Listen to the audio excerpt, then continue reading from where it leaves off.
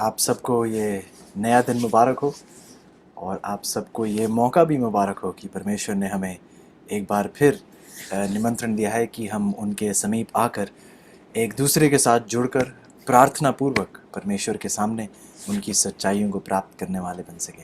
आइए अपने सिरों को झुकाएंगे इससे पहले कि हम बाइबल के अध्ययन में जाएं। आइए प्यारे परमेश्वर, एक बार फिर हम आपके सामने एकत्रित हैं।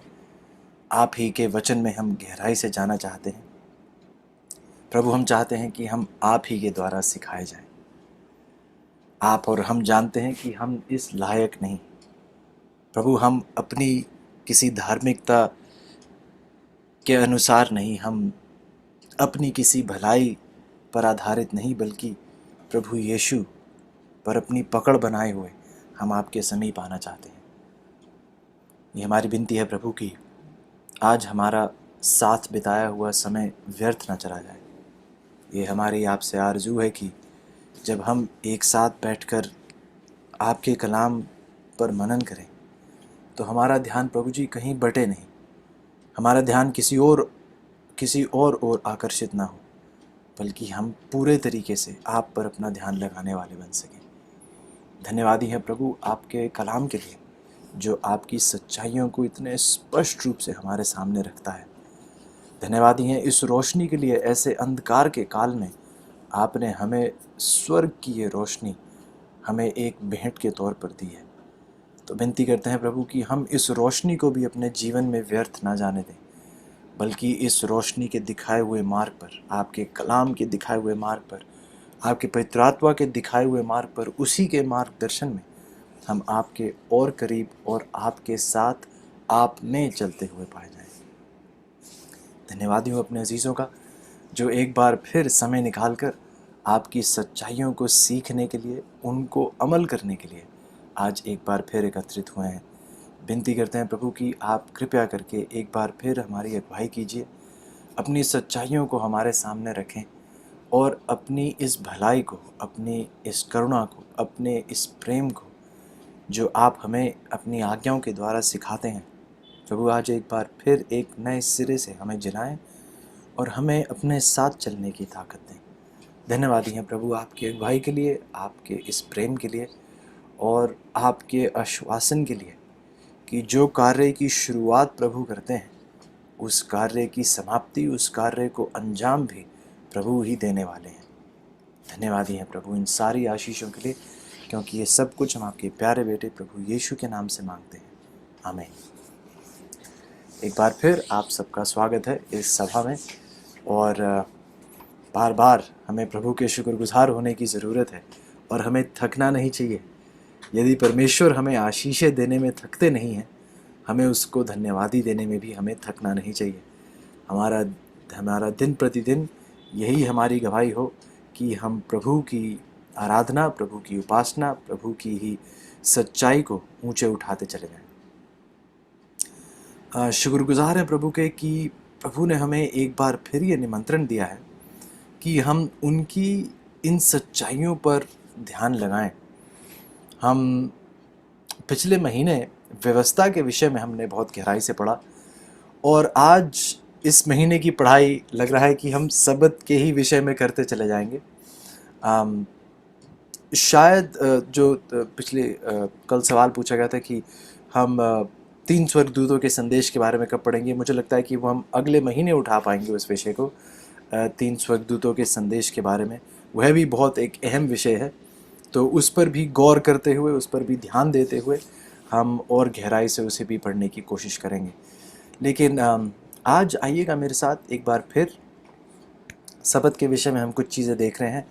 हमने उन 7 शब्दों को देखा जो सबत के साथ जुड़े हुए थे, वह इब्रानी शब्द और उनके गहरे मतलब और उनकी क्या महत्वपूर्णता है आज हमारे लिए। बीते कल में हमने वह चीज़ें भी पढ़ी हैं, और आज हम और भी गहराई से कुछ चीज़ों को देखते चले आएंगे। उम्मीद करते हैं कि परमेश्वर हमें इन सच्चाइयों को और स्पष्ट रूप से समझाएंगे। तो आइएगा मेरे साथ, एक बार फिर अपनी बाइबल खोलिएगा और मेरे साथ आइएगा उत्पत्ति की किताब और उसके पहले अध्याय और दूसरे अध्याय में कल हम थे और हमने ध्यान दिया कि एक ही कार्य की दो समाप्ति कैसे हो रही थी। हमने देखा कि प्रभु ने उस छठे दिन को के बाद भी कहा कि अब जो सृष्टि का कार्य वे करते समाप्त हो गया था, और फिर प्रभु ने दूसरे उत्पत्ति के 2 में एक बार फिर कहा कि 7वें दिन उन्होंने फिर अपने कार्य की समाप्ति की। तो बिल्कुल सही है कि 6 दिन खत्म हुए तो कार्य की समाप्ति को कहा गया, लेकिन फिर अभी तक सब्बत नहीं दिया गया था। तो जब सब्बत दिया गया फिर दोबारा कार्य की समाप्ति का वर्णन किया गया। और कल हमने देखा कि फिर एक ही कार्य की 2 समाप्ति किस प्रकार होती हैं, और परमेश्वर ने बहुत बढ़िया से हमें उस चीज़ को समझाया। हम देखते हैं कि मनुष्य ने कोई कार्य नहीं किया था। यदि आपको याद हो, मनुष्य की रचना छठे दिन हुई, उसने कोई कार्य नहीं किया था। तो वह अपने कामों से विश्राम नहीं कर रहा था, बल्कि परमेश्वर के पूरे किए गए काम में विश्राम कर रहा था। और ये उस आत्मिक सच्चाई को दर्शाता है कि हम अपने कर्मों पर निर्भर होकर नहीं कह रहे कि हमने इतना कुछ कर लिया और हम आराम कर रहे हैं, बल्कि हम परमेश्वर के पूरे किए गए कार्य में प्रवेश करते हैं और उसमें अपना आराम, अपना विश्राम पाते हैं। हमने कुछ और भी देखा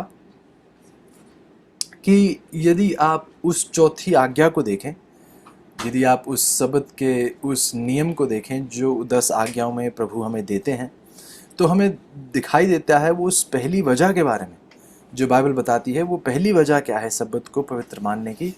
वो हमारा ध्यान सीधे सीधे रूप से उस सृष्टि की ओर लेकर जाती है, क्योंकि प्रभु ने 6 दिन में इस आकाश और पृथ्वी को रचा, और इसलिए हमें बाइबल बताती है कि हमें उस शब्द के दिन को पवित्र मानने की ज़रूरत है। दूसरी बात हमने ये भी देखी कि प्रभु ने हमें बताया कि हम सिर्फ रचे ही नहीं गए थे। प्रभु ने हमें दूसरी वजह भी दी कि क्योंकि मैं आपको गुलामी से, मैं आपको बंदिश से रिहा करा कर लाया हूँ, आपको शब्द के दिन को पवित्र मानने की ज़रूरत है।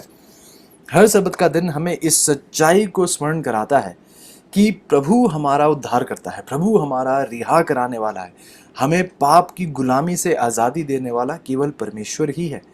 उस आज़ादी को और उस और दृढ़ता से आपके जीवन में स्थापित करने के लिए शब्द का दिन एक यादगार के तौर पर आता है कि परमेश्वर आपको हर गुलामी से बाहर निकालने के योग्य है। तीसरी वजह हमने कल ये भी देखी कि यशायाह की 66 में परमेश्वर ने हमें बताया कि परमेश्वर ने ये शब्द का दिन सिर्फ पुराने नियम में ही नहीं, नए नियम में ही नहीं, बल्कि जब आकाश और पृथ्वी नए किए जाएंगे तो भी बाइबल हमें बताती है, एक वजह देती है कि हम एक बार फिर समस्त प्राणी जो है एक चांद से लेके एक नए चांद से दूसरे नए चांद तक, जिसका मतलब एक महीने से दूसरे महीने तक, एक विश्राम दिन से लेके दूसरे विश्राम दिन तक, एक सबत से लेके दूसरे सबत तक समस्त प्राणी जो है परमेश्वर के सामने दंडवत करेंगे, उसकी आराधना उपासना करेंगे। बाइबल एक बार फिर अजीजों बहुत स्पष्ट रूप से एक और बहुत अहम वजह देती है कि शब्द को स्मरण करना आपको बीते कल की याद ही नहीं दिलाता है, आपको वर्तमान की सच्चाई के बारे में नहीं बताता है, बल्कि शब्द का दिन आपको आने वाले उस अनंत काल के दौर के बारे में भी आपके विचार लेकर जाता है। हर शब्द के दिन हमें इस बात का आश्वासन दिया जाता है कि ये आकाश और पृथ्वी नए किए जाएंगे, हम परमेश्वर के साथ रहने वाले बन पाएंगे, अनंत काल उनके साथ बिताने वाले बन पाएंगे। तो 3 बहुत खास वजह जो हैं बाइबल से उठकर हमारे सामने पेश की जाती हैं। आइए एक बार फिर हम देखेंगे निर्गमन की 31 और उसकी 15 मेरे साथ देखिएगा। निर्गमन की किताब और उसका 31 अध्याय और उसकी 15 आयत। कुछ और चीज़ें देखने की कोशिश करेंगे। निर्गमन की 31 की 15, एक्सोडस 31 एंड वर्स 15। निर्गमन की 31 और इसकी 15, एक्सोडस 31:15 बाइबल कहती है, 6 दिन तो काम काज किया जाए, पर 7वां दिन पर विश्राम का दिन और यहोवा के लिए पवित्र है। 7वां दिन जो है प्रभु के लिए पवित्र है। बाइबल कहती है कि ये परमेश्वर को समर्पित किया जाए, ये प्रभु के लिए पवित्र है। इसलिए जो कोई विश्राम के दिन में कुछ काम काज करे वह निश्चय मार डाला जाए। ये आयत बहुत अचंभित करती है, क्योंकि बाइबल बताती है कि जो कोई व्यक्ति इस विश्राम दिन में कुछ काम करेगा, इस 7वें दिन पर, इस सबत के विषय में कोई भी व्यक्ति कोई काम काज करेगा वह निश्चय ही मार डाला जाएगा। और ये बहुत ही एक खौफनाक और बहुत ही अचंभित ऐसी एक आयत लगती है कि परमेश्वर ऐसा कैसे कह सकते हैं। इसी तरीके से यदि आप देखें तो इस कानून के मुताबिक ये भी कहा गया था कि यदि कोई व्यभिचार करता हुआ पकड़ा जाए तो उनको भी जो है मौत दी जाती थी। तो अभी हम कहते हैं कि अरे क्योंकि आज इस दौर में यदि हम किसी को जब कोई व्यभिचार करता हुआ पकड़ा जाता है तो हम उनका पथराव करके या उन्हें मार नहीं डालते हैं। तो क्या इसका मतलब यह है कि आज के दौर में व्यभिचार करना ठीक है? क्या इसका मतलब यह है कि आज के दौर में हमें यदि कोई व्यभिचार करे तो ये प्रभु के द्वारा स्वीकारा जाता है? बिल्कुल नहीं। क्योंकि अजीजों उस नियम को अब नहीं लागू किया जाता है जैसे मूसा को दिया गया था और मूसा ने उस विधियों में लिखा था। उस विधि को नहीं दोबारा दोहराया जाता है, लेकिन उस विधि का सिद्धांत जो सिद्धांत है वह आज भी लागू होता है कि जो जानते हुए इस पाप को बार बार करता रहता है, जो जानते हुए इस पाप में जुड़ता है, जो जानते हुए विरोध में, परमेश्वर की आज्ञा के विरोध में एक जीवन व्यतीत करता है, वह निश्चित रूप से उसके दंड के योग्य है। निश्चित रूप से पाप कहां लेकर जाता है? मृत्यु की ओर ही लेकर जाता है। तो इस विधि को जो थी उस विधि को नहीं दोहराया जाता है, लेकिन उस विधि के द्वारा उस पुराने नियम में उसकी दृढ़ता, उस विधि के द्वारा, उस रीति रिवाज के द्वारा यह जरूर दर्शाया जाता था कि एक पाप का दंड सचमुच में मृत्यु है। उसी प्रकार से अजीजों जब सबत की आज्ञा हमारे सामने पेश की जाती है, उसकी सच्चाई पुराने नियम से लेकर दूसरे नियम तक, नए नियम तक, उत्पत्ति से लेकर प्रकाशित वाक्य तक, जब ये सच्चाई हमारे सामने एक स्पष्ट रूप से कलाम के द्वारा रखी जाती है और हम जानते हुए इस सच्चाई के विरोध में एक जीवन जीते हैं। परमेश्वर ने 7वें दिन को पवित्र ठहराया और हम हफ्ते के पहले दिन को पवित्र ठहराकर उसके सामने पेश करते हैं। जो जानते हुए परमेश्वर की सच्चाई का विरोध करेगा वह उसके दंड का बिल्कुल योग्य होगा। यह सच्चाई बहुत स्पष्ट रूप से बाइबल हमारे सामने रखती है। अब निर्गमन की ही 31 में एक बार फिर मेरे साथ आइएगा और आप 17 आयत पढ़ेंगे। निर्गमन की 31 और उसकी 17, एक्सोडस 31 वर्स 17, निर्गमन की 31 की 17 बाइबल कुछ इस प्रकार कहती है, वह मेरे और इस्राएलियों के बीच सदा एक चिन्ह रहेगा, क्योंकि 6 दिन में यहोवा ने आकाश और पृथ्वी को बनाया और 7वें दिन विश्राम करके अपना जी ठंडा किया। इस आयत के हम पहले भी पढ़ चुके हैं। एक बार फिर बाइबल सीधे सीधे रूप से हमें बिल्कुल उस उत्पत्ति की ओर, बिल्कुल उस शुरुआत की ओर, उस सृष्टि जब हुई थी उसकी ओर हमारा ध्यान एक बार फिर आकर्षित करती है, क्योंकि बाइबल कहती है कि 6 दिन में यहोवा ने आकाश और पृथ्वी को बनाया, इसलिए आप 7वें दिन परमेश्वर ने 7वें दिन विश्राम करके अपना जी ठंडा किया। और ये सबत का दिन, ये विश्राम दिन परमेश्वर और उसके लोगों के बीच एक चिन्ह रहेगा। तो फिर कुछ लोग कहते हैं कि देखिए कि ये तो सिर्फ इस्राएलियों के लिए रहा, ये किसी और के लिए नहीं रहा, ये तो सिर्फ इस्राएलियों के लिए रहा। तो देखिए कि बाइबल कहती है कि परमेश्वर ने तो कहा था कि सिर्फ ये तो और मेरे और इस्राएलियों के बीच का चिन्ह है, किसी और के लिए नहीं है। यदि ऐसी सोच है तो देखिए गलातियों की 3 में हमें क्या बताया जाता है। गलातियों की किताब उसका 3रा अध्याय उसकी 26 से लेकर 29 है। गलातियों की 3 की 26 से 29, Galatians 3:26 through 29, Galatians 3:26 through 29। Bible कहती है, क्योंकि तुम सब उस विश्वास करने के द्वारा जो मसीह यीशु पर हैं परमेश्वर की संतान हो, और तुम में से जितनों ने मसीह में बपतिस्मा लिया है उन्होंने मसीह को पहन लिया है। अब ना कोई यहूदी रहा और ना यूनानी, ना कोई दास ना स्वतंत्र, ना कोई नर या नारी, क्योंकि तुम सब मसीह यीशु में एक हो, और यदि तुम मसीह के हो तो इब्राहिम के वंश और प्रतिज्ञा के अनुसार वारिस भी हो। तो बाइबल एक बार फिर बहुत स्पष्ट रूप से बताती है कि जो लोग आज अपने आप को शायद यहूदी बताएं, बहुत से लोग जो अपने आप को यहूदी बताएंगे और सबत को मानते हैं, वह सचमुच में इसराइल से नहीं आए हैं। और बाइबल बहुत स्पष्ट रूप से यहाँ बताती है कि यदि आप अब मसीह में हैं तो आप इब्राहिम के वंश हैं, आप आज एक आत्मिक इसराइली हैं, आप ज़रूरी नहीं है कि आप इज़राइल के वंश में से ही आएँ, आप ज़रूरी नहीं है कि आपकी नेशनैलिटी इज़राइली हो, बल्कि बाइबल अब स्पष्ट रूप से बताती है कि ना तो अब कोई यहूदी रहा, ना यूनानी रहा। यदि हमने प्रभु यीशु मसीह को स्वीकार लिया है, तो हम अब इब्राहिम के वंश और प्रतिज्ञा के अनुसार उसके वारिस भी हैं। अब हम एक आत्मिक इसराइल हैं परमेश्वर की कृपा से। रोमियो की 2 में देखिएगा, तो रोमियो की 2 की 28 और 29, रोमियो की 2 की 28 और 29, पौलुस कुछ और बातें हमारे सामने, इस विषय हमारे सामने रखता है। रोमियो की 2 की 28 और 29 देखिए बाइबल क्या कहती है। क्योंकि वह यहूदी नहीं जो प्रकट में यहूदी है, और ना वह खतना है जो प्रकट में है और देह में है। एक बार फिर रोमियो की 2 की 28, रोमन्स 2:28-29, क्योंकि वह यहूदी नहीं जो प्रकट में, जो दिखाई देने में, जो बाहरी रूप से जो यहूदी है, वह यहूदी नहीं, ना वह जो बाहरी रूप से अपने अपने शरीर में खतना करता है और अपनी देह में, वह यहूदी नहीं है। 29 कहती है, पर यहूदी वही है जो मन में है, और खतना वही है जो हृदय का और आत्मा में है, ना कि लेख का।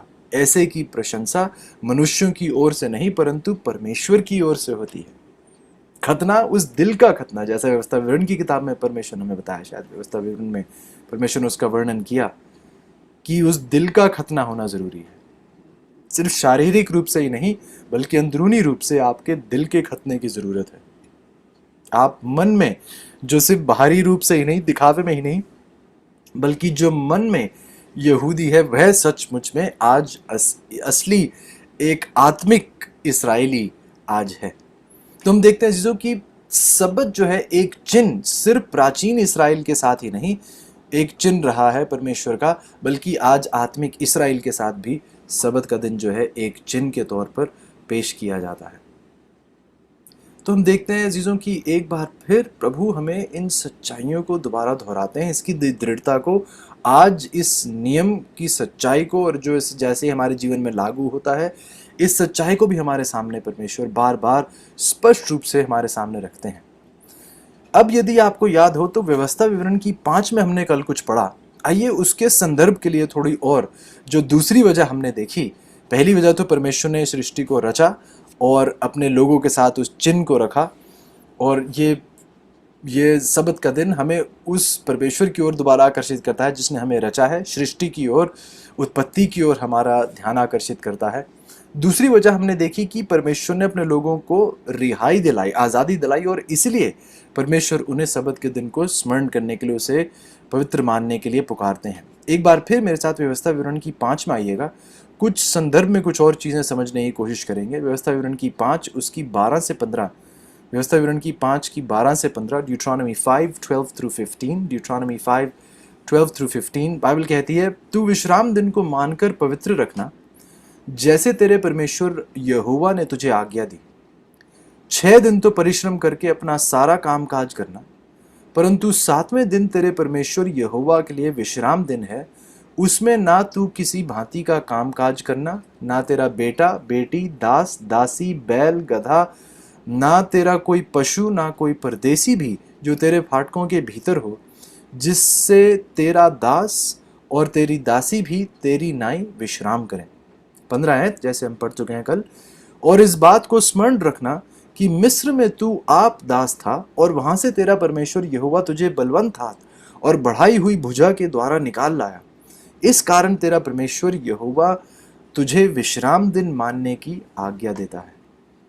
तो बाइबल हमें व्यवस्था विवरण की 5 में संदर्भ में बताते हुए परमेश्वर याद दिलाते हैं कि आप इस 7वें दिन को स्मरण करें, उसे पवित्र माने, मैं आपको रिहा कर कर लाया हूं। तो हम देखते हैं कि 2 वजह कि परमेश्वर ने हमें रचा है, दूसरी वजह परमेश्वर ने हमें अपने हमारी गुलामी से आज़ाद कराया। अब आप देखते हैं अजीजों कि परमेश्वर कुछ और भी हमें बताते हैं आज़ादी के बारे में और गुलामी के बारे में।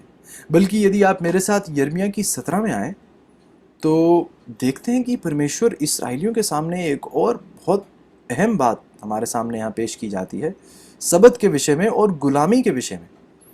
यिर्मयाह की 17 उसकी 24, यिर्मयाह की 17 की 24, जेनेसिस 17:24, जेरेमाया 17:24, जेरेमाया 17:24, यिर्मयाह की 17:24 बाइबल कहती है, परंतु यदि तुम सचमुच मेरी सुनो, यहोवा की यह वाणी है, और विश्राम के दिन इस नगर के फाटकों के भीतर कोई बोझ ना ले आओ, और विश्राम दिन को पवित्र मानो, और उसमें किसी रीति का कामकाज ना करो, तब तो दाऊद की गद्दी पर विराजमान राजा, रथों और घोड़ों पर चढ़े हुए हाकिम और यहूदा के लोग और यरूशलेम के निवासी इस नगर के फाटकों से होकर प्रवेश किया करेंगे, और यह नगर सर्वदा क्या होगा? बसा रहेगा।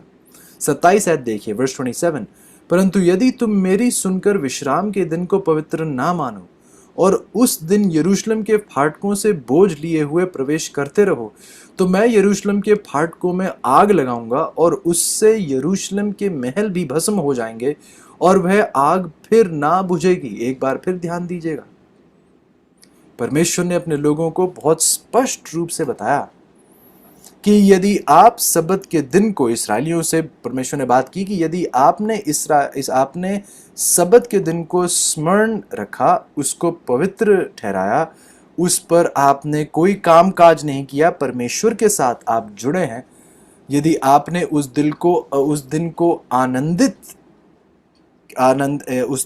दिन पर आप आनंदित हुए हैं, आनंद के तौर पर आपने उस दिन को स्वीकारा है, तो परमेश्वर हमसे कहते हैं कि मैं आपके इस इसराइल में जो है उन्नति होगी। लेकिन परमेश्वर ने कहा कि यदि आपने उस विश्राम दिन के दिन भी आपने यरूशलेम के द्वार के द्वारा आपने बोझ लाए हुए प्रवेश करते रहे, जिसका मतलब परमेश्वर ये कहते हैं कि यदि आप आम तौर के ही कामकाज, दिन प्रतिदिन के कामकाज इस दिन भी यदि आप करते रहें, तो मैं प्रभु कहते हैं कि इस यरूशलेम के फाटकों में मैं आग लगाऊंगा, और उससे यरूशलेम के महल भी भस्म हो जाएंगे, और वह आग फिर ना बुझेगी।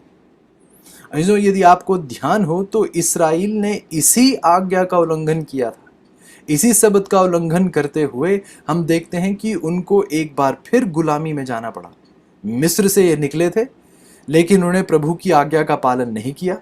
इस शब्द की कानून के विषय में खास तौर से इन्होंने ध्यान नहीं दिया, अपने व्यापार में लगे रहे, और पैसे कमाने के लिए इन्होंने शब्द की आज्ञा का उल्लंघन किया, और एक बार फिर जैसा परमेश्वर ने कहा था होगा, ठीक वैसा ही हुआ। हम देखते हैं कि क्या हुआ, बाबुल की सेना आई, बाबुल की सेना ने फाटकों में आग लगाई, उनका महल भी भस्म किया गया, और ये सारे लोग एक बार फिर क्या हुए? वापस गुलामी में, वापस बंदिश में चले गए। और इस बार उस बाबुल देश में उनकी गुलामी रही, बाबुल देश में वह गुलामी में रहे 70 साल तक, बल्कि उस गुलामी में वह दबे रहे। अब देखिए नहमिया की 1 में आप देखते हैं कि नहमिया को खबर मिलती है कि यरूशलेम बिल्कुल नष्ट हो चुका है, बिल्कुल बेकार हो चुका है। ये नहमिया जो है वह बाबुल में है, और जब उसे पता चलता है कि अब भी कोई बढ़ोतरी नहीं हुई है, लोग तो गुलामी में ही हैं, नहमिया भी उन्हीं के भीतर है, और जब उसे एक खबर मिलती है कि अब भी कुछ नहीं है, लोग निराश हैं, और फाटक जल चुके हैं, महल भस्म हो चुका है, जब उसे खबर मिलती है कि अभी भी कुछ ठीक नहीं हुआ है, जबकि वह बाबुल आकर उसे नष्ट कर कर वापस चला गया है, फिर भी जब कुछ बदलाव नहीं हुआ है, तो हम देखते हैं नहमिया की 13 उसकी 15 से 19, नहमिया की 13 की 15 से 19, नहमिया की 13 उसकी 15 से 19। अब आपको पता चलेगा कि नहमिया क्रोधित क्यों है इतना।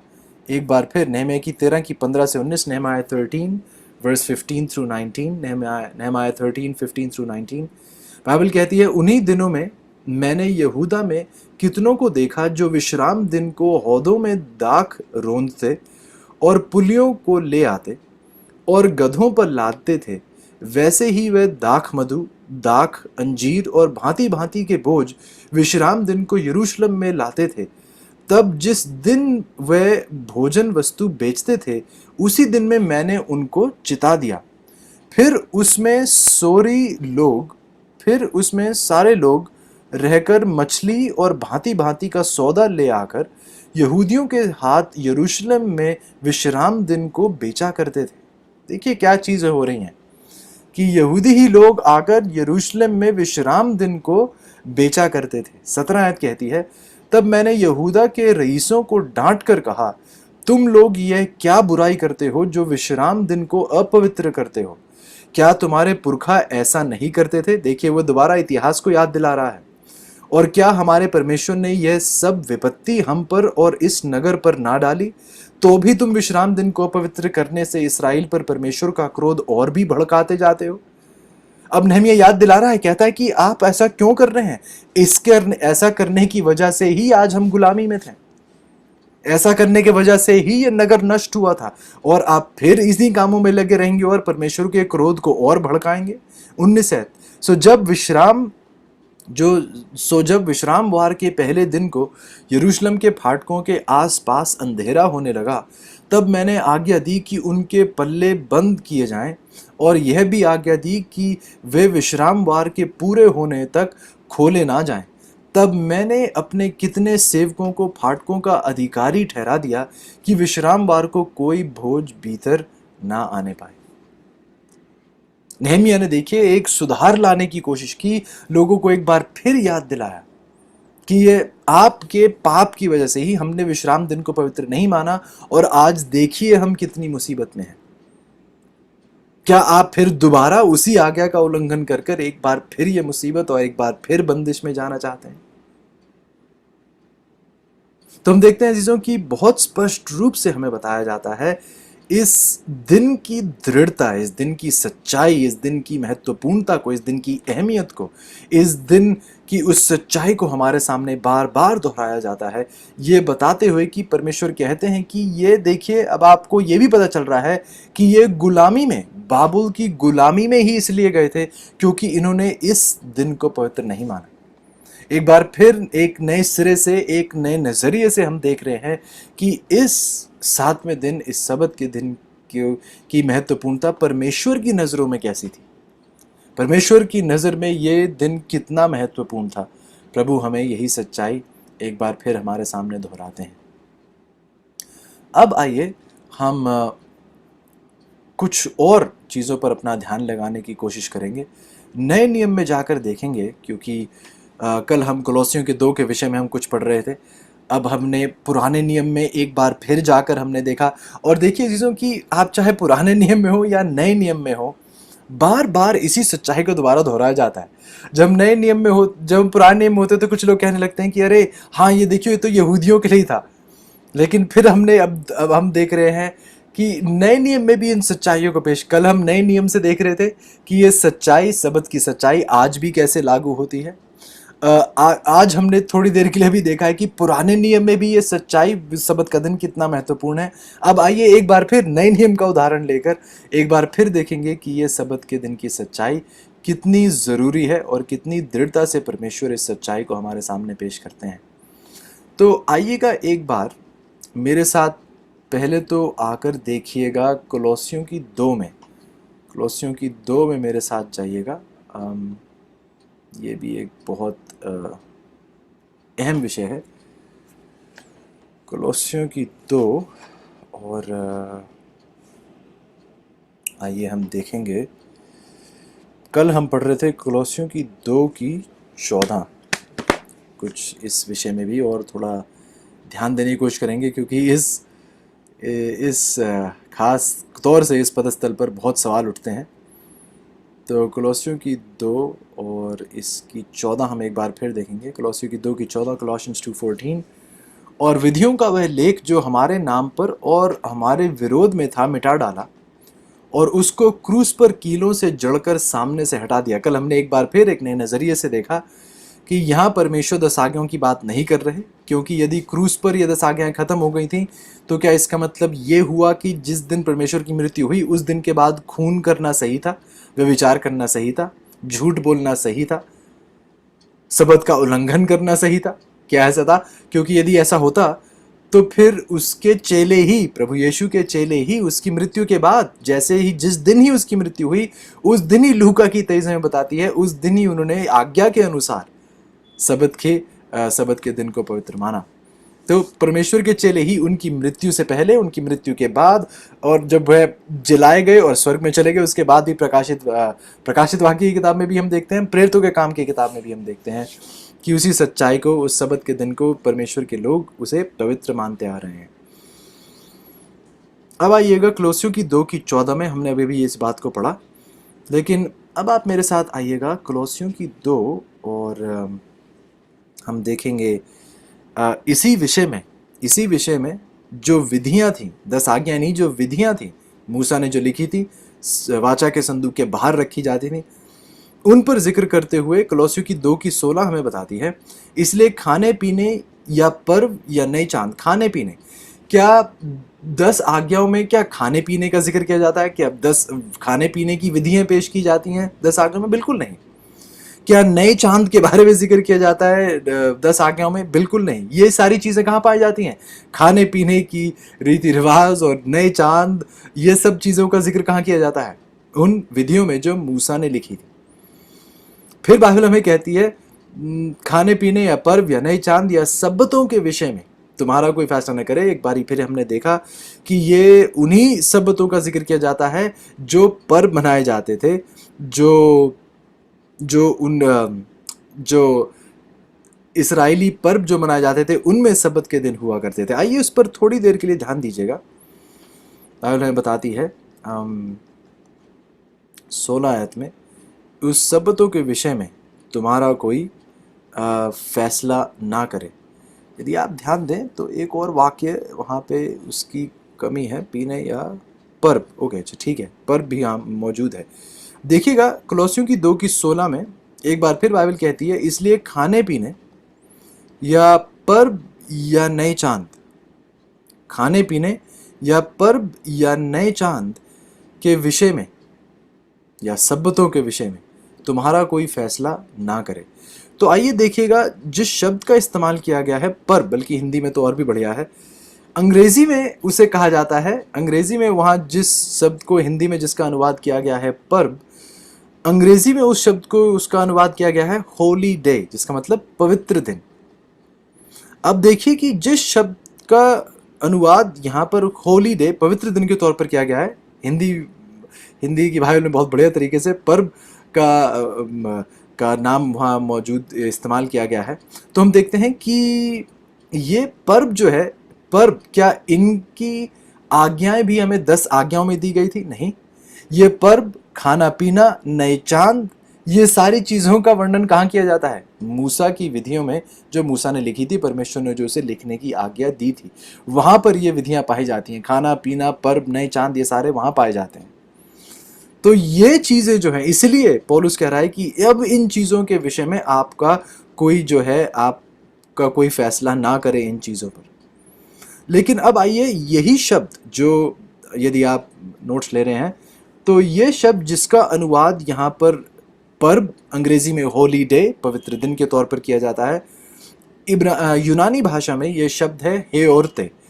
ये यूनानी भाषा में जिस शब्द का इस्तेमाल किया गया है वह है हेओर्ते। यदि आप अंग्रेजी में लिख रहे हो तो HEORTE, हेओर्ते। अब आप मेरे साथ जाइएगा यूहन्ना की 5 में, यूहन्ना की 5 और उसकी 1, यूहन्ना की 5:1, John chapter 5 and verse 1, John 5 verse 1। तो यूहन्ना की 5:1 हमें बताती है, आइएगा मेरे साथ, हिंदी में भी देखते हैं इसे। यूहन्ना की 5:1, John chapter 5 and verse 1, Bible कहती है, इन बातों के पीछे यहूदियों का एक पर्व हुआ और यीशु यरूशलेम को गया। अंग्रेजी में, after this there was a feast of the Jews and Jesus went up to Jerusalem. अब अंग्रेजी में आप अंतर देखिएगा। अंग्रेजी में क्लोसियों की 2:16 में, जिसका अनुवाद हिंदी की बाइबल में पर्व के तौर पर किया जाता है, अंग्रेजी में क्लोसियों की 2:16 में उस शब्द को कहा गया पवित्र दिन, होली डे। लेकिन यूनानी भाषा में वह क्या शब्द था? हेओर्ते। अब उसी शब्द का अनुवाद यूहन्ना की 5:1 में किया जाता है हेओर्ते, और हेओर्ते शब्द का यहाँ अनुवाद किया गया है पर्व। हिंदी बाइबल में तो पर्व ही है, क्लोसी की 2:16 में भी उसे पर्व ही कहा जाता है। अंग्रेजी बाइबल में उसे अंतर किया जाता है। अंग्रेजी बाइबल में तो क्लोसियों की 2:16 में उस हेओर्ते शब्द को पवित्र दिन कहलाया जाता है, होली डे, और फिर यूहन्ना की 5:1 में उसे पर्व कहा जाता है।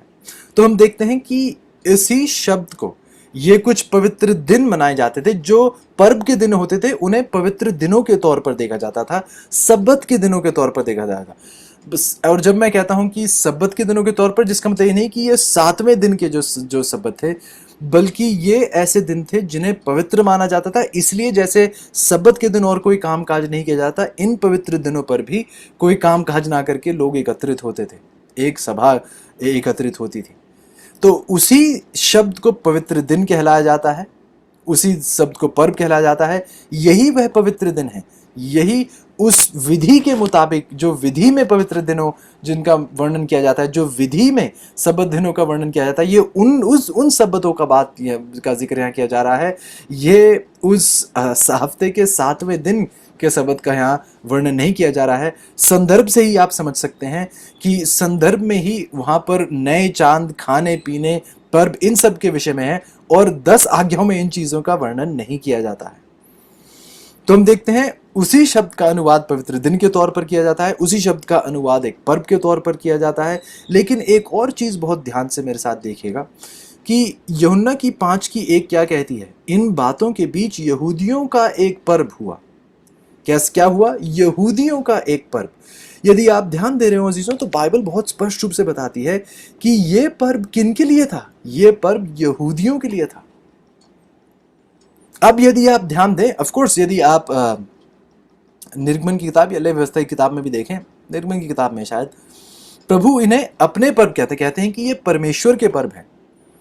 और जो परमेश्वर के पर्व कहलाए जाते थे, यूहन्ना की 5:1 में उन्हें यहूदियों का पर्व भी कहलाया जाता है। लेकिन यदि आप सब्बत के दिन को देखें, ध्यान से सुनिएगा, यदि आप सब्बत के दिन को देखें तो सब्बत का दिन कहा जाता है कि यह प्रभु का दिन है। प्रकाशित वाक्य की किताब में यूहन्ना कहता है कि मैं उस प्रभु के दिन में मुझ पर आत्मा जो है परिपूर्ण, संपूर्णता से मुझे आत्मा ने मुझे भरा। लेकिन यदि आप ध्यान दें तो प्रभु के दिन को कभी भी यहूदियों का दिन नहीं कहा जाता। गौर कीजिएगा, जिस प्रकार से यूहन्ना की 5:1 में पर्व के विषय में हमें कहा जाता है कि यह यहूदियों का पर्व था, लेकिन यदि आप सब्बत के विषय में देखें तो सब्बत को कभी यह नहीं कहा जाता है कि यह यहूदियों का सब्बत है। कभी नहीं ऐसा। सब्बत के विषय में हफ्ते के 7वां दिन जो सब्बत का दिन है, पवित्र दिन है, उसका वर्णन कभी इस प्रकार नहीं किया जाता कि यह यहूदियों का सब्बत है।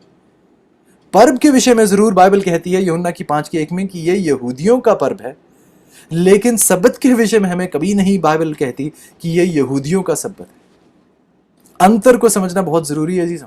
पर्व क्यों यहूदियों के पर्व थे? क्योंकि वह उन मूसा की विधियों में पाए जाते थे और आज वो मिटाए जाते हैं। कलोसियों की 2:16 हमें बताती है, बल्कि कलोसियों की 2:14 हमें बताती है कि वह पर्व जो थे, वह विधियां जो थी, वह सारी परमेश्वर की बलिदान के द्वारा पूरी की गई, क्योंकि ये सिर्फ एक परछाई थी। ये विधियां जो थी एक परछाई थी जो आने वाले उस प्रभु यीशु को की ओर आकर्षित कर रही थी लोगों का ध्यान। इसलिए जब प्रभु यीशु प्रकट हुए और उन्होंने अपना बलिदान दिया, ये सारी विधियां जो है खत्म की गई, क्योंकि अब प्रभु यीशु की ओर सबका ध्यान जाए, ये वह आज्ञा थी। तो आइए हम देखते हैं चीजों की, कभी भी हमें यह बताया जाता है कि ये प्रभु का सब्बत है, प्रभु का पवित्र दिन है, लेकिन कभी यह नहीं कहा जाता कि ये यहूदियों का सब्बत है। ऐसा वर्णन सब्बत के विषय में कहीं नहीं किया जाता है। आइए, यह सच्चाई भी स्पष्ट रूप से हमारे सामने पेश की जाती है। लेकिन आइए हम कुछ और भी आज पढ़ने की कोशिश करेंगे, एक और सबूत सब्बत की महत्वपूर्णता का और इसकी सच्चाई का, जो आज भी हम पर लागू है। आज भी हम इस सच्चाई को देखते हैं इब्रानियों की किताब में बहुत बढ़िया से इब्रानियों का लेखक जो है बहुत बढ़िया से इस सच्चाई को हमारे सामने रखता है। तो मेरे साथ आप जाइएगा इब्रानियों की किताब, और इब्रानियों की किताब का संदर्भ समझना भी बहुत ज़रूरी है। प्रभु यीशु की मध्यस्थता, उनके महायाजक के कार्य के बारे में इब्रानियों की किताब लिखी गई है।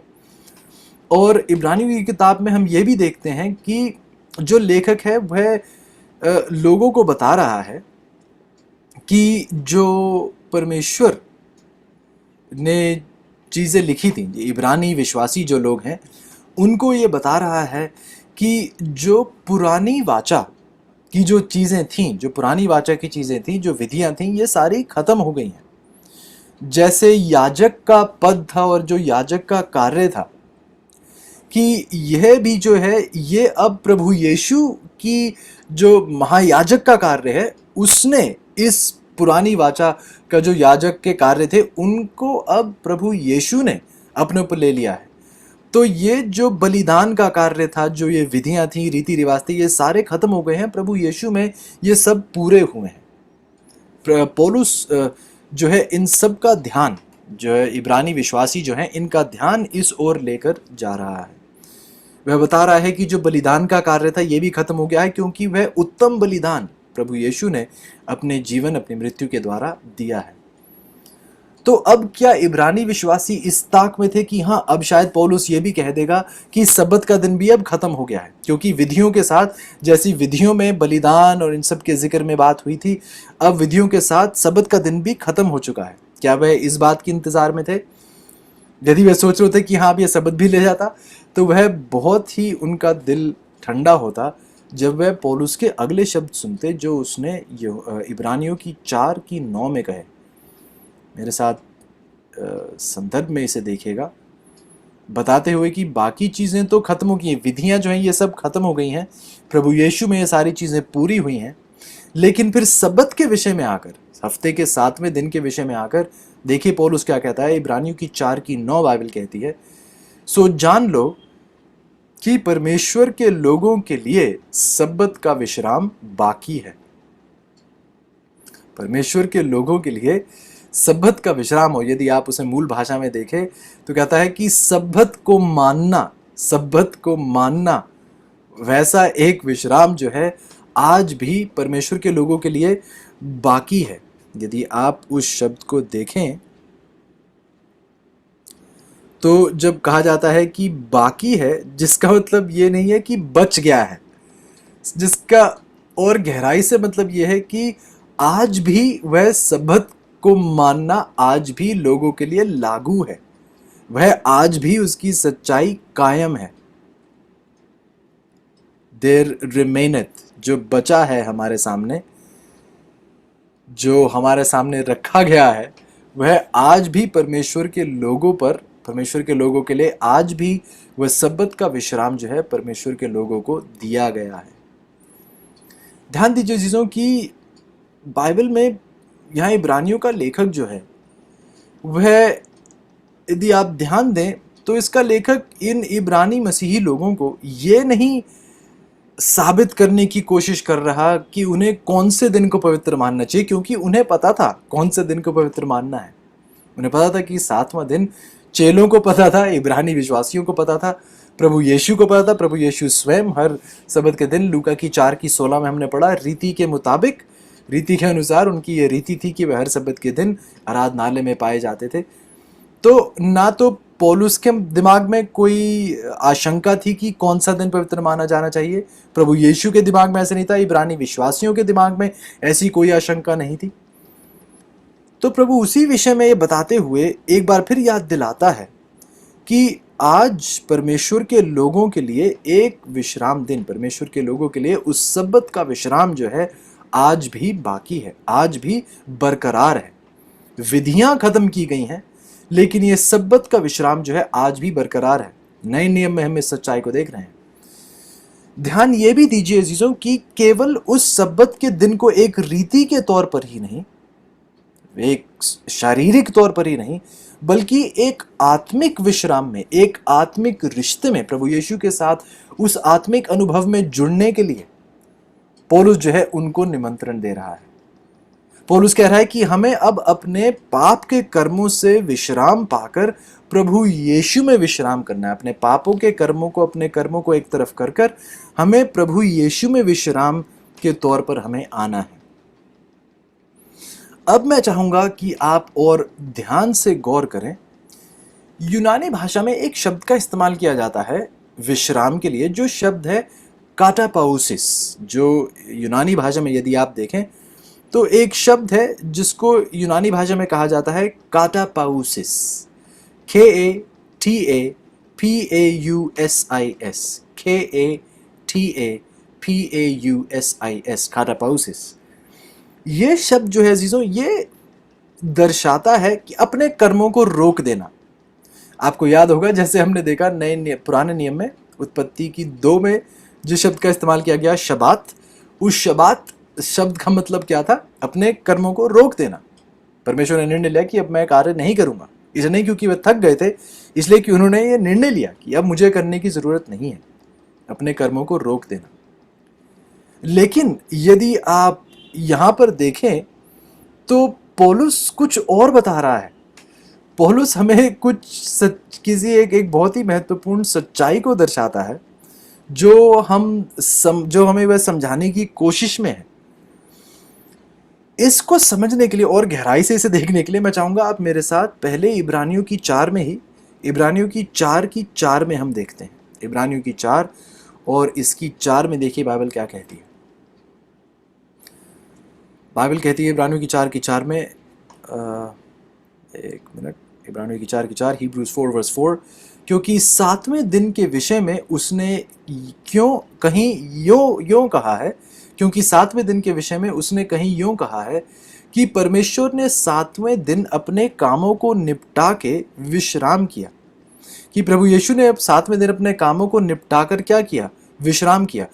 और जिस शब्द का वहां का इस्तेमाल किया गया है विश्राम, वह शब्द जो है अजीजों, वह यूनानी भाषा में वही शब्द है जिसका मैंने वर्णन किया था, काटापाऊ, काटापाउसिस, काटापाऊ वो शब्द है, उसका वर्णन प्रभु यीशु ने वहां किया। और पौलुस देखिए उसी बात का इस्तेमाल वहां कर रहा है कि परमेश्वर ने 7वें दिन को, इब्रानियों की 4 में 7वें दिन के विषय में उसने यूं कहा है कि परमेश्वर ने 7वें दिन अपने सब कामों को निपटाकर क्या किया? विश्राम किया। तो एक शारीरिक विश्राम की वहां बात की जाती है। परमेश्वर ने शारीरिक तौर पे अपने कामों का अंत किया और विश्राम किया।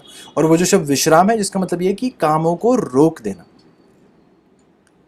लेकिन जब आप आगे बढ़कर देखें, और हमें पता है कि जब पौलुस यहाँ इब्रानियों की 4 में कहता है कि परमेश्वर ने 7वें दिन अपने कामों को अंत करके विश्राम किया, वह कहाँ का जिक्र कर रहा है? उत्पत्ति की 2 का, जो हमने पहले देख चुके हैं कि परमेश्वर ने 7वें दिन को अपने काम खत्म कर विश्राम किया। उत्पत्ति की 2 की ओर वह हमारा ध्यान आकर्षित कर रहा है।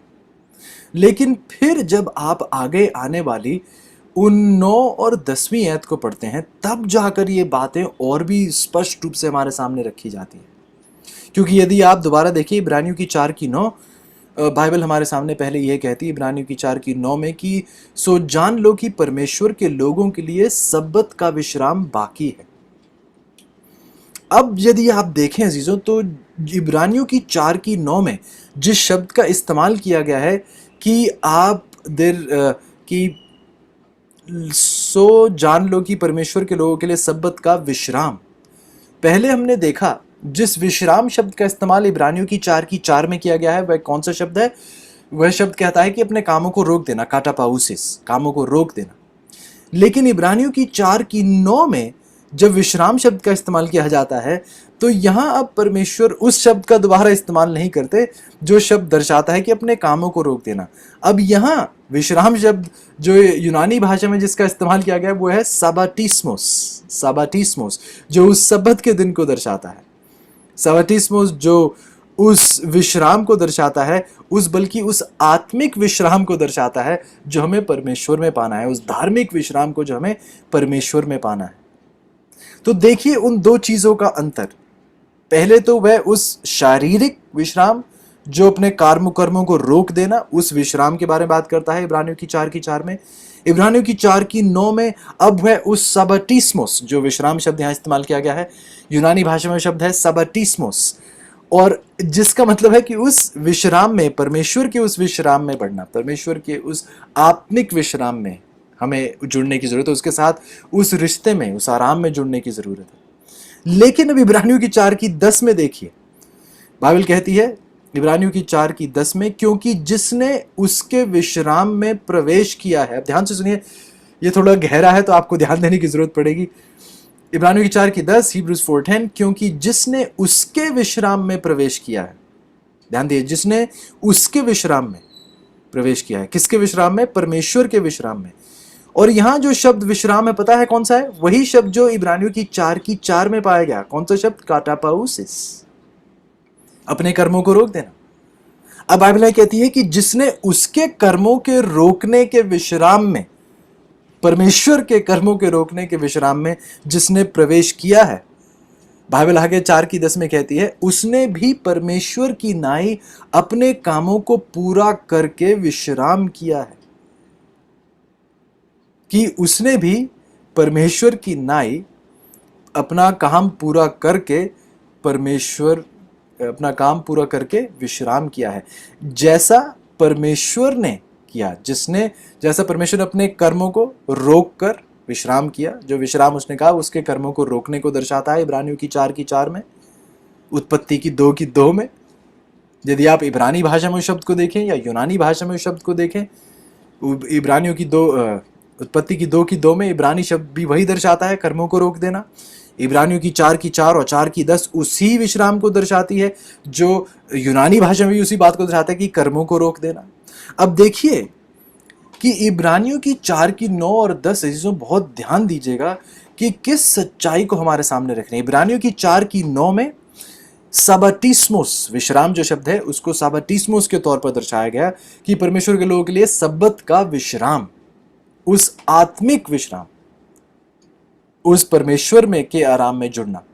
लेकिन उस आत्मिक विश्राम के साथ ही साथ इब्रानियों की 4:10 में हमें उस काटापाउसिस, अपने कर्मों को रोकना, उस विश्राम, उस शारीरिक विश्राम के बारे में भी वहां जिक्र किया जाता है। इस बात को मैं बार बार दोहरा रहा हूं ताकि हम अंतर समझें, क्योंकि कुछ लोग ये कह देते हैं, यह सवाल उठता है कि हमें कौन से कर्मों से, हमें अपने कौन से कामों को बंद करना है। क्या ये आत्मिक रूप से बात कर रहा है कि हमें अपने पापों के कर्मों को रोक देना है? क्या उसकी बात कर रहा है? नहीं। हमें कौन से कर्मों को रोकना है? ध्यान दीजिए, इब्रानियों की 4:10 कौन से कर्मों को रोकने के लिए कह रही है, बहुत स्पष्ट है। क्योंकि जिसने उसके विश्राम में प्रवेश किया है, उसने भी परमेश्वर की नाई, किसकी नाई? परमेश्वर की नाई अपने कामों को पूरा करके विश्राम किया है। तो परमेश्वर क्या अपने पापों को, कामों को पूरा कर रहे थे? नहीं। परमेश्वर व्यक्तिगत रूप से शारीरिक कामों को, अपने जो सृष्टि का कार्य था, एक शारीरिक रूप से यदि उसे देखा जाए तो परमेश्वर इन कर्मों को करके, इन कर्मों को रोक कर इन्होंने विश्राम किया। ठीक उसी प्रकार अजीजों, हमें भी 7वें दिन के बारे में बहुत ध्यान से सुनिए। यहां पर इब्रानियों का लेखक हमें बताता है कि हमें भी 7वें दिन के विषय में, अपने बाकी के दिन के काम का, जरूरी नहीं कि वह पापों के काम हो, हमारे बाकी दिन के आम काम काज को रोक कर, किसकी नाई? परमेश्वर की नाई। क्या वह अपने पापों के कामों से को रोक रहा था? नहीं, क्योंकि परमेश्वर ने पाप नहीं किया। तो वह अपने रोज बरोज के कार्यों को रोक कर, जो उसने सृष्टि के 6 दिनों में किया, उसे रोक कर वह उस 7वें दिन में उसने विश्राम किया, अपने काम कर्मों को रोक कर। हमें भी इब्रानियों की 4:10 कहती है, यदि हमने उसके काटापाउसिस, यदि हमने उसके कर्मों के रोकने में प्रवेश किया है, उस आराम में प्रवेश किया है, तो हमें भी अपने रोज बरोज के कार्यों को रोक देना है। इब्रानियों की 4:9 में जिस विश्राम का जिक्र किया जाता है कि हमें सब्बत का विश्राम, वह उस आत्मिक विश्राम को दर्शाता है। इब्रानियों की 4:10 में उस शारीरिक कर्मों को भी रोकने के लिए दर्शाता है।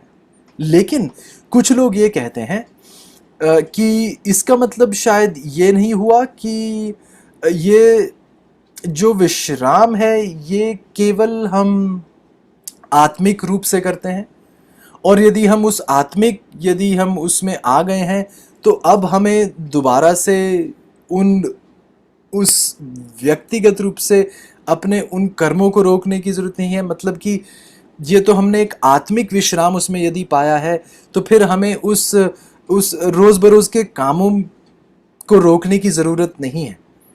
क्योंकि लोग ये सोचते हैं कि हाँ, हमें भी उस विश्राम में, यदि हमने प्रभु यीशु को स्वीकार लिया है तो हमने उस विश्राम को स्वीकार लिया है, लेकिन हमें सब्बत का दिन मानने की जरूरत नहीं है। अजीजों, यदि ऐसा ख्याल आते हैं, और एक बार फिर से इस वाक्य को दोहराऊंगा कि ये कुछ लोग ये कहते हैं कि अरे हाँ, यहाँ विश्राम में जुड़ने के लिए यही दर्शाता है कि हमें प्रभु यीशु में एक आत्मिक विश्राम में जुड़ना है, सब्बत के बारे में नहीं कि हमें सब्बत का दिन मानने की जरूरत नहीं है। क्योंकि वो तो एक जो था, एक रीति रिवाज था, वह तो भारी रूप से एक दिखावा था। तो हमें अब उस सब्बत के दिन उस शारीरिक रूप से हमें अपने कर्मों को रोकने की जरूरत नहीं है, हमें तो बस उस आत्मिक विश्राम में जुड़ने की जरूरत है।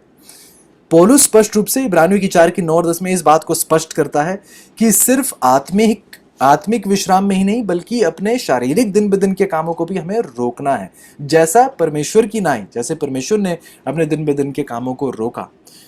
लेकिन यदि अजीजों हम उसी सच्चाई पर, उसी सोच पर चलते रहे कि हमें अपने कर्मों को तो रोकने की जरूरत नहीं है, हमें सबत को मानने की जरूरत नहीं है, हमें तो बस उस आत्मिक विश्राम में जुड़ने की जरूरत है, क्योंकि ये तो बस एक बाहरी रूप से एक रीति है जिसे हमें दोहराने की जरूरत नहीं है।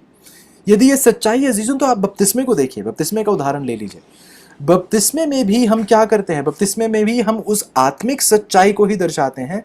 बपतिस्मा उस सच्चाई को दर्शाता है कि हमने अब अपने पुराने जीवन को, पाप के जीवन को छोड़कर हम प्रभु यीशु में अब हम जुड़ रहे हैं और अब हम उस पाप के जीवन में नहीं जाएंगे।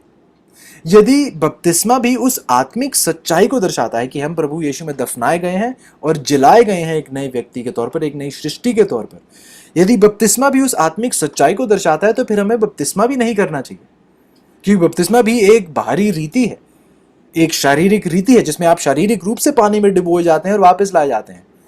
लेकिन यदि ये उस आत्मिक सच्चाई को दर्शाती है तो फिर हमें बपतिस्मे को भी नहीं मनाना चाहिए।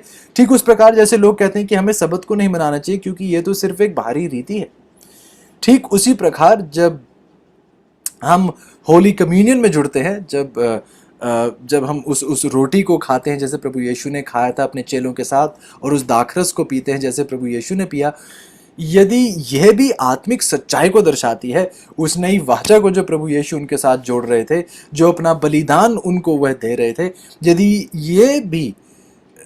ये होली कम्युनियन भी जो है उस आत्मिक सच्चाई को दर्शाती है, तो इसका मतलब ये कि आज हमें वो भी नहीं मनाना चाहिए, जबकि प्रभु यीशु ने खुद कहा कि आप ऐसा मेरी यादगार में करें, do this in remembrance of me. तो देखिए अजीजों, बहुत गहरे रूप से बाइबल बार बार हमें बताती है कि ये सच्चाई है और ये सच्चाई बहुत महत्वपूर्ण है, और प्रभु चाहते हैं कि हम इस सच्चाई पर आगे बढ़ते चले जाएं। सिर्फ एक आत्मिक विश्राम में ही नहीं, हमें अपने शारीरिक कामों से भी हमें रोकना है कि सबत के दिन का मानना एक, जैसे पुराने नियम में जैसे परमेश्वर ने कहा था वैसे ही नए नियम में भी वही चीज, वही सच्चाई लागू होती है। अब उसके विश्राम में जुड़ना सिर्फ एक आत्मिक तौर पर उसके साथ अनुभव ही नहीं, शारीरिक रूप से भी हमें अपने कर्मों को रोकना है, जैसे परमेश्वर ने अपने शारीरिक कार्यों को रोका। इस बात को इब्रानियों की 4 में सबूत के साथ बहुत बढ़िया शब्दों का इस्तेमाल करते हुए पौलुस ने, उन 2 अलग शब्दों का इस्तेमाल करते हुए हमें बताया है कि हमें किस प्रकार के विश्राम में सबत के दिन में भी जुड़ना है। अब आप ये भी जानते हैं चीजों कि परमेश्वर सबत के विषय में हम ये इस आयत को देख चुके हैं। यशाया की 58 की 13 में मेरे साथ जाइएगा। यशाया की किताब है, उसका 58 अध्याय और उसकी 13 आयत। यशाया की 58 की 13, आइज़ाया 58 वर्स 13, आइज़ाया 58 वर्स 13, यशाया की 58 की 13 में देखिए बाइबल क्या कहती है। यदि तू विश्राम दिन को अशुद्ध ना करे, अर्थात मेरे उस पवित्र दिन में अपनी इच्छा पूरी करने का यत्न ना करे, और विश्राम दिन को आनंद का दिन और यहोवा का पवित्र किया हुआ दिन समझकर माने। तो विश्राम दिन को कौन सा दिन? आनंद का दिन। यदि आप उस शब्द को देखें यशाया की 58 में, जिस शब्द का अनुवाद किया गया है कि यदि आप उस विश्राम दिन को, वहाँ शब्द का इस्तेमाल किया गया है शबात।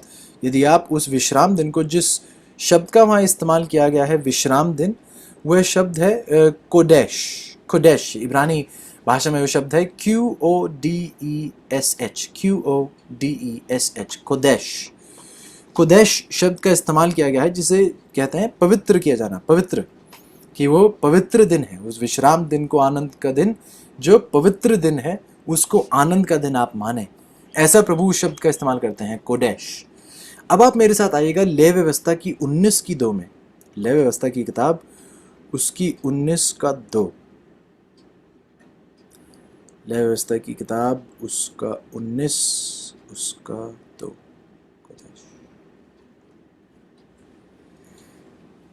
लय व्यवस्था उसका 19 अध्याय Leviticus 19 and verse 2। Leviticus 19 verse 2, लय व्यवस्था की 19 की 2 बाइबल कहती है तुम अपनी अपनी नहीं सॉरी दूसरी आयत कहती है लय व्यवस्था की 19 की 2, इसराइलियों की सारी मंडली से कहे कि तुम पवित्र बने रहो क्योंकि मैं तुम्हारा परमेश्वर यहोवा पवित्र हूँ। जिस शब्द का अनुवाद यहाँ पवित्र के तौर पर किया गया है अजीजों, ये भी वही शब्द है, ये भी वही शब्द है जो कहता है कोदेश, कदाश भी ये शब्द, बल्कि यहाँ कदोश शब्द है, और ये शब्द एक जैसे हैं। ये उसी शब्द का यहाँ इस्तेमाल भी किया जाता है कि आप भी कदेश बने, ठीक जैसे सबत का दिन जो विश्राम दिन है, पवित्र दिन है। तो ध्यान दीजिए, जिस शब्द का जिक्र प्रभु यीशु उस दिन के बारे में करते हैं और उस शब्द को कहते हैं कि ये दिन कैसा है, पवित्र है, कोदेश है, उसी प्रकार से परमेश्वर कहते हैं कि आप भी क्या हो, पवित्र हो, आप भी क्या है, कोदेश हो। तो हमने पढ़ा, जब हम यशाया की 58 में देख रहे थे, हमने ये भी देखा कि जब प्रभु यीशु किसी चीज को पवित्र करते हैं तो कैसे करते हैं, आपको याद है? प्रभु यीशु किसी चीज को अपनी उपस्थिति से पवित्र करते हैं। उसमें मूसा से कहा कि तंबू खड़ा करें, मूसा ने तंबू खड़ा किया, लेकिन वह तंबू पवित्र स्थान कब बना, जब परमेश्वर की मौजूदगी उसमें आई, जब परमेश्वर की उपस्थिति उस तंबू में आई, तब जाकर वह पवित्र स्थान बना। सुलेमान ने एक इमारत खड़ी करी, वह परमेश्वर का आराधनालय कब बना, जब प्रभु की महिमा उसमें प्रकट हुई, जब प्रभु ने उसमें प्रवेश किया। तो प्रभु की उपस्थिति ही एक चीज को, इस जगह को पवित्र करती है। ठीक उसी प्रकार जब प्रभु उसी शब्द का इस्तेमाल करते हैं, सबत के लिए कहते हैं ये विश्राम दिन, पवित्र दिन, क्योंकि ये सबत का दिन है, उसमें मेरी उपस्थिति है। उसी इसलिए जब प्रभु उत्पत्ति की 2 में भी कहते हैं कि उन्होंने 7वें दिन को आशीषित किया, उसे पवित्र ठहराया। कैसे पवित्र किया? अपनी उपस्थिति से। जैसा मूसा उस पर्वत पर था, झाड़ी जल रही थी, परमेश्वर उससे बात कर रहे थे, कह रहे थे अपने जूते उतारिए, आप पवित्र स्थान पर खड़े हैं। कैसा पवित्र हुआ? परमेश्वर की उपस्थिति से। ठीक उसी प्रकार जब लय व्यवस्था की 19 की 2 कहती है कि आप भी पवित्र हो, तो देखिए कि प्रभु हमें उसी शब्द का इस्तेमाल करते हुए कहते हैं कि आप भी पवित्र हो। और हम पवित्र कैसे होंगे? हम भी परमेश्वर की उपस्थिति से ही, हम परमेश्वर की हमारे जीवन में मौजूदगी से ही हम भी पवित्र किए जाएंगे। जिसका मतलब ये चीजों की सच्चाई को समझिए कि जिस स्पष्टता से परमेश्वर कहते हैं कि मैं सब्बत के दिन में मौजूद हूं, परमेश्वर कहते हैं ठीक उसी प्रकार से मैं आप में भी मौजूद रहना चाहता हूं। जैसे सब्बत का दिन मेरी मौजूदगी से पवित्र किया जाता है, वैसे ही मैं आपके जीवन में अपनी मौजूदगी से आपको पवित्र करना चाहता हूं, उसी शब्द का इस्तेमाल करते हुए। इसीलिए यहेजकेल की किताब उसके 20 की 12 में देखिए परमेश्वर क्या कहते हैं। क्योंकि प्रभु अपनी मौजूदगी से पवित्र करते हैं, इसलिए यहेजकेल की 20 की 12 देखिए बाइबल क्या कहती है। यहेजकेल की 20 की 12 बाइबल कुछ इस प्रकार कहती है, फिर मैंने उनके लिए अपने विश्राम दिन ठहराए जो मेरे और उनके बीच चिन्ह ठहरे। ध्यान से सुनिए, इसलिए मैंने उनके लिए क्या ठहराए? विश्राम दिन ठहराए, सब्त के दिन ठहराए जो मेरे और उनके बीच चिन्ह ठहरे, कि वह जाने कि मैं यहोवा उनका पवित्र करने वाला हूं। बहुत ही बढ़िया, बहुत ही बढ़िया। यहेजकेल की 20 की 12 में पहले तो प्रभु हमें सब्त के विषय में बताते हैं कि मैंने उन्हें ये क्या दिए, मैंने उन्हें ये सब्त के दिन दिए।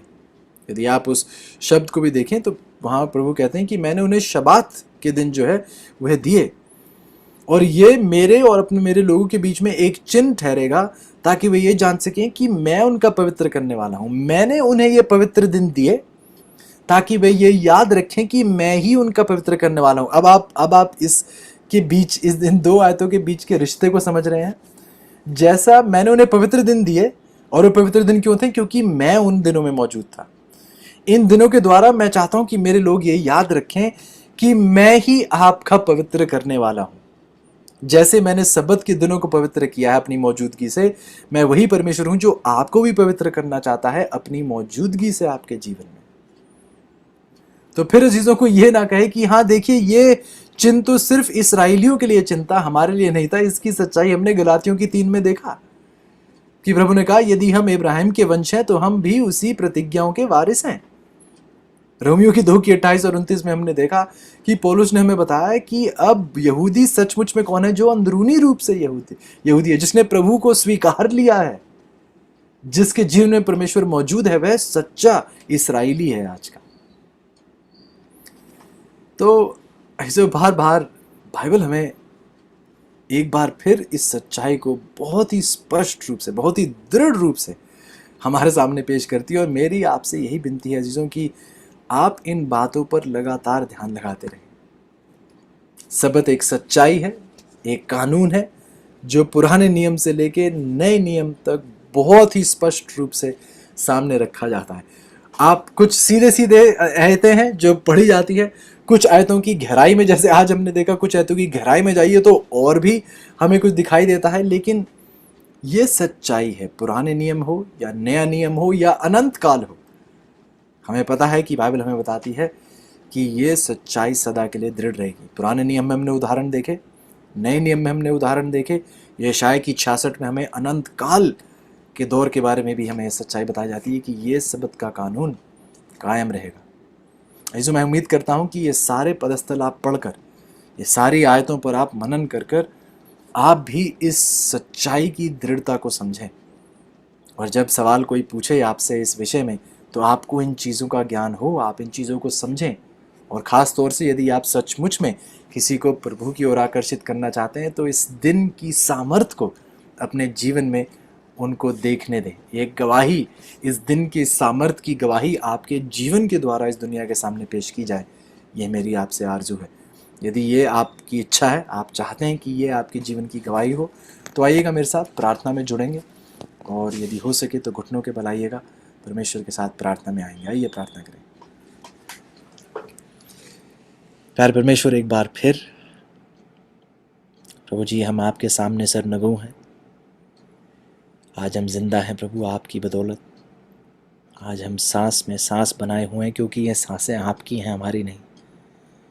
ये हमारे शरीर का बल नहीं है कि आज हम जीवित हैं, यह आपका जीवन है प्रभु, इसलिए हम जीवित हैं। ये हमारी ताकत नहीं है जो हमें जीवित रखती है, ये आपकी ताकत हमें जिंदा रखती है। आज धन्यवाद है प्रभु, आपने वचन से एक बार फिर हमसे बात की है और हम जानते हैं कि हम इस वचन के योग्य नहीं, परंतु फिर भी आपसे नहीं देखा जाता कि आपके बच्चे अंधकार में जिएं, क्योंकि आप स्वयं प्रकाशमान हैं, आप स्वयं रोशनी हैं और आप चाहते हैं कि आपके बच्चे भी रोशनी में चलें। आपने बताया कि जैसे आप पवित्र हैं वैसे हमें भी पवित्र होने की ज़रूरत है।